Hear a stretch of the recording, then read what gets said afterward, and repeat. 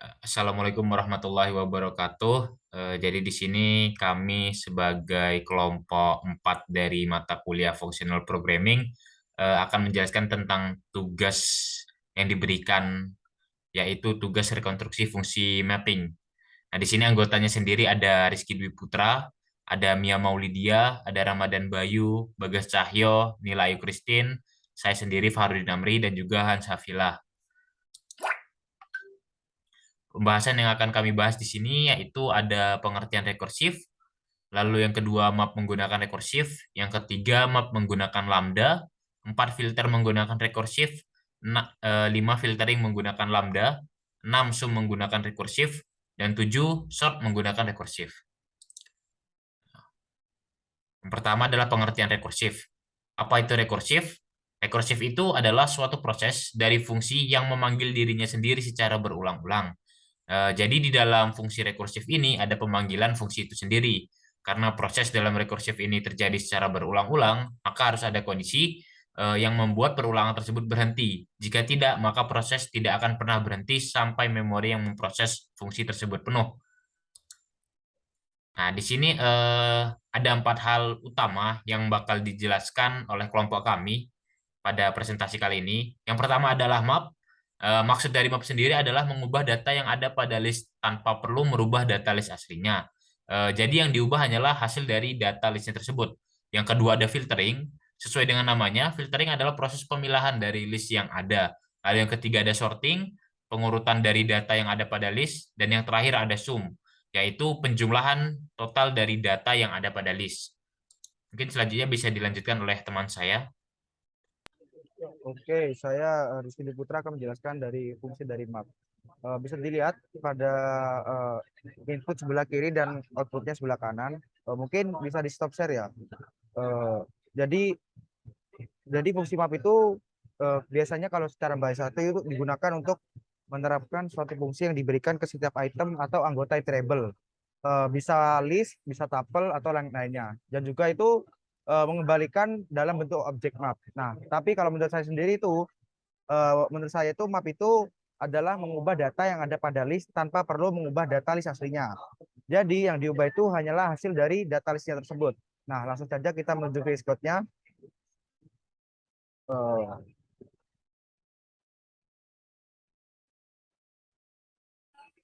nah, di sini. Nah, di sini sudah disediakan listnya, yaitu saya membuat variabel angka satu. Ya, di mana variabel angka satu ini memuat eh, indeks ada isi dari indeksnya yaitu 1, 2, 3, 4. Nah, setelah itu ini jangan dilihat dulu. Nah, setelah itu kita membuat fungsi mymap. Nah, di fungsi mymap ini saya menggunakan map rekursif. Jadi di mana kalau kita ingin menghentikan programnya maka harus membuat base case-nya, yaitu jadi dari fungsi mymap ini ada dua parameter, yaitu dari list itu tersendiri dan juga fungsinya fungsinya yang akan dimasukkan. Nah, jadi eh, kan ada base case-nya kalau rekursif. Nah, di mana kalau misal listnya tersebut sama dengan satu, maka dia akan mengembalikan fungsi dari listnya itu dimulai dari indeks 0. Setelah itu, kalau dia tidak sama dengan satu, maka dia akan mengembalikan isi dari fungsi yang sudah dioperasikan dari iterasi fungsinya itu. Nah, setelah itu dia akan menambahkan atau mengulangi lagi fungsi mymap yang sudah ditambahkan. Jadi kalau misal dibuatkan pohon rekursifnya itu seperti ini. Oke. Nah, misal dari awal ya, kita disuguhkan dengan variabel angka atau variabel list 1, 2, 3, 4. Oke, seperti ini. Nah, setelah itu kita membuat fungsi. Fungsinya itu adalah, misal kita ambil contoh fungsi tambah X, dia akan menggambarkan nilai X itu tambah 5. Oke. Jadi misal kita akan menambahkan nilai dari list ini. Kita akan mengubah nilai dari list ini. Oke, misal kita tambahkan. Ini ditambahkan 5. Oke. Nah, setelah itu kita masuk ke sini. di mana jika fungsi map itu parameternya ada list dan fungsi tersebut dilihat, berarti kan ini 5 tambah 1, berarti dia masuk ke 6. Nah, dia masih berbentuk seperti ini. Kalau misalnya dia tanpa kurung siku, yang ini, maka dia hanya mencetak seperti 6, terus 7, dan juga 8. Nah, karena ada kurung sikunya ini, maka dia langsung ke convert ke dalam listnya tersebut. Jadi list 6, 7, 8, 9. Nah, langsung ke convert seperti itu. Nah, setelah itu kalau dibuat pohon rekursifnya mungkin bisa seperti ini. Jadi kan ini ditambahkan 5. Jadi dia menambahkan 5 tambah 1, 6. Nah, seperti ini. Setelah itu dia masuk ke dalam fungsi lagi. Fungsinya ini yaitu ditambahkan dengan fungsi selanjutnya. Jadi dia mengembalikan nilainya lagi. Fungsi ditambahkan fungsi selanjutnya. Fungsi selanjutnya apa? 2, 3, 4. Fungsi 2, 3, 4. Oke. Nah, setelah ditambahkan, kita tambahkan lagi fungsi selanjutnya berapa? 2. Berarti 2 tambah 5 berapa? 7. Turun. Jadi 7 ini berbentuk list kan? 7. Terus indeks berapa selanjutnya? Indeks ke 3 sama 4. Berarti 7 ditambah fungsi 3 sama 4. Nah, selanjutnya kan udah 7. 7 ditambah 5 lagi. Jadi 7 tambah 5, 3 tambah 5 berapa? 8. Nah, 8 tinggal fungsi tambah 4. Jadi tinggal tambahkan, ditambah fungsi 4. Nah, sampai hasilnya itu sampai indeks terakhir. Makanya dia indeks terakhirnya itu list 1.1.2 itu maksudnya adalah list indeks sampai indeks terakhir. Sampai nilainya bernilai 1 gitu. Indeks keempat. Nah, setelah itu 4 tambah 5 berapa? 9. Nah, 9 kan itu hasilnya 1. Maka dari itu, maka fungsinya itu akan berhenti. Nah, seperti itu. Mungkin kalau dijelaskan secara pohon rekursif seperti itu. Nah, ini untuk operasinya sama. Operasinya kalau perkalian juga sama seperti tadi. Kalau dibuatkan pohon rekursifnya juga sama. Kurang lebih seperti itu. Jadi kalau misal kitaran, maka dia kan memunculkan nilai 6, 7, 8, 9. Terus kalau dikalikan 2, maka dia 2, 4, 6, 8. Seperti itu. Jadi kesimpulannya, kalau dari fungsi rekursif ini lebih ke mengubah nilai dari hasil tanpa merubah nilai dari list tersebut tanpa mengubah hasil dari fungsi tersebut sendiri gitu. Mungkin selanjutnya bisa dilanjutkan.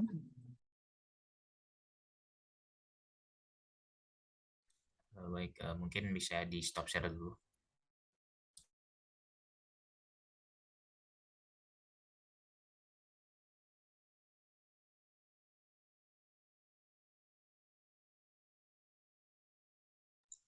Baik, di sini saya akan menjelaskan dari map lambda yang terdapat pada contoh. Di sini terdapat bilangan pertama, terus terdapat bilangan kedua, kemudian ada bilangan ketiga.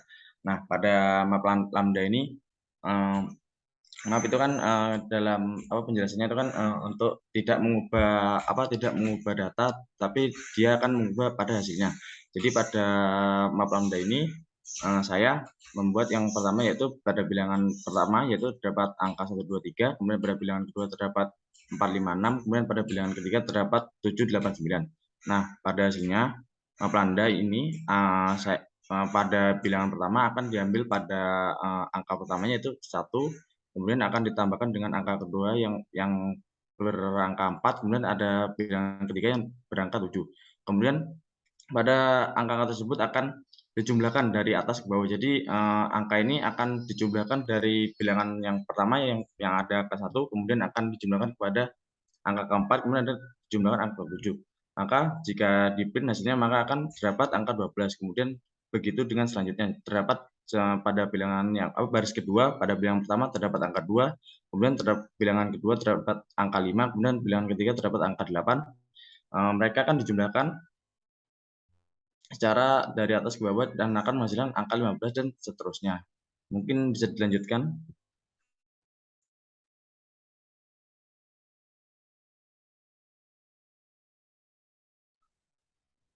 Baik, selanjutnya saya akan menjelaskan filtering menggunakan resistor.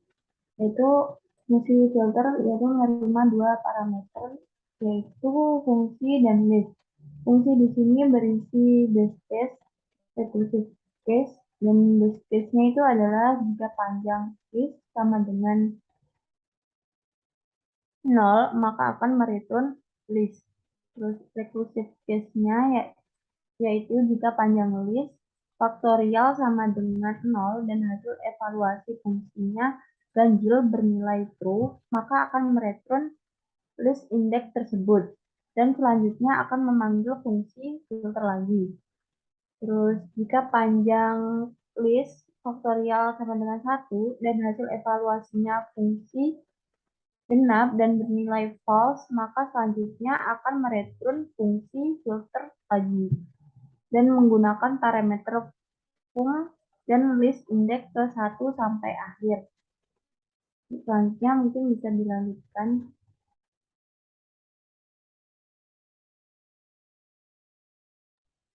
Baik, selanjutnya nih ada filter menggunakan fungsi lambda. Dari yang dijelaskan sebelumnya kan kalau filter itu menerima dua argumen, yaitu fungsinya itu sendiri sama listnya yang akan difilter. Nah, kalau yang di contoh yang ada di gambar ini, di sini saya membuat fungsi yaitu fungsi angka genap atau angka yang bisa dibagi dua. Di sini pertama ada variabel angka yang berisi integer dari 1 sampai 6. Selanjutnya ada bagi dua yaitu fungsi lambdanya. Di sini ada lambda x. Nah, itu x-nya di modulus 2 sama dengan 0. Jadi ini mencari angka yang habis dibagi dua yaitu angka genap itu sendiri. Nah, terus ini ada angka posnya yaitu filter yang berisi argumen fungsi bagi duanya dengan yang difilter yaitu list angkanya. Sehingga jika di print angka posnya ini nanti menghasilkan 2, 4, dan 6. Seperti itu. Lanjut.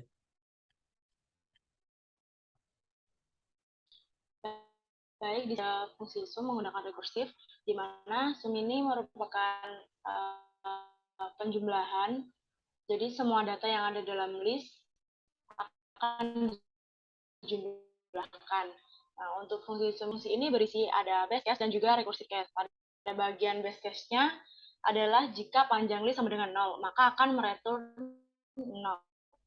Untuk recursive case-nya yaitu jika panjang list tidak sama dengan 0, maka akan mereturn indeks ke 0-nya dan memanggil lagi fungsi fsum dengan parameter list B dari indeks 1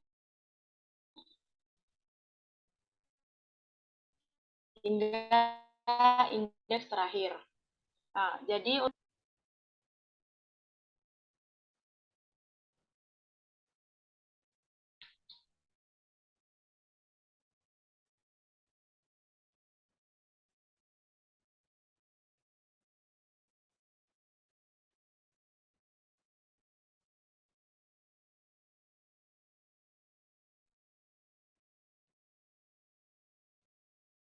Baik, di sini saya akan menjelaskan mengenai sort, yakni fungsi untuk mengurutkan suatu data di dalam list.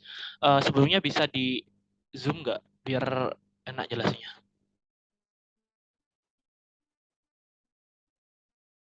Nah, jadi pertama di sini kita membuat dev dulu, di mana di sini kita menamainya dengan dev my sort, di mana parameter inputannya di sini berupa satu argumen, cuma list saja di sini ya. Jadi isinya itu yang pertama ada if len, jika panjang list sama dengan 1, maka akan mereturn list itu sendiri. Jadi karena di sini kan fungsinya untuk mengurutkan ya. Jadi kalau datanya cuma 1, berarti kan nggak ada yang diurutkan. Jadi di sini akan mereturn list itu sendiri. Setelah itu di sini ada if len list sama dengan 2. Jadi jika isi dari list itu 2, maka akan mereturn list jika list pertama kurang dari list kedua. Jadi jika urutannya itu udah benar atau list indeks pertama sama list indeks kedua itu lebih besar list indeks kedua, itu maka akan mereturn list itu sendiri. Soalnya kan sudah diurutkan gitu ya, jadi nggak perlu diubah-ubah lagi. Nah, terus di sini ada else. Else-nya jika jika tidak memenuhi syarat tadi, maka akan mereturn list indeks kedua terlebih dahulu. Di sini list indeks pertama terlebih dahulu, lalu list indeks ke 0. Ini fungsi utamanya sebenarnya. Terus di bawah ini ada X, Y, Z. Kita membuat permisalan X, Y, dan Z, di mana X itu list ke 0, indeks ke 0, terus Y itu list indeks ke 1, dan Z itu list indeks kedua. Sampai seterusnya, sampai berakhirnya list itu sendiri. Terus di sini kita membuat sebuah list kosong yang kita beri nama result. Nah, terus di sini ada flowchart lagi, di mana jika X itu kurang dari Y, maka result list yang kosong tadi itu akan berisi X, list X ditambah dengan my sort list Y dan list Z. Jadi kalau memenuhi X itu kurang dari Y, maka resultnya itu X, terus my sort ini, Y sama Z ini kita masukkan ke list ke persyaratan yang di atas tadi. Kenapa? Karena kan ini parameternya listnya itu udah 2 ya, jadi bisa dimasukkan ke if yang kedua tadi, if len list sama dengan 2. Jadi seperti itu. Terus di bawahnya ini else lagi, jika tidak X itu tidak lebih besar dari Y, maka resultnya itu Y, list Y, ditambah dengan my sort X plus Z. Jadi list X sama list Z ini akan dimasukkan lagi ke fungsi yang di atas. Jadi akan mengurangi terus seperti itu sampai list urutan dari list itu sudah benar gitu. Nah, kalau udah benar, ini akan mereturn my sort result list dari list paling belakang dengan list yang depan nomor 2 dari belakang, seperti itu. Udah habis ini tuh. Next mungkin. Apa ada lagi halamannya? Oke, mungkin sekian presentasi yang bisa kami sampaikan dari kelompok 4 Functional Programming kelas A. Kurang lebihnya mohon maaf. Sekian dari kami. Wassalamualaikum warahmatullahi wabarakatuh. Waalaikumsalam.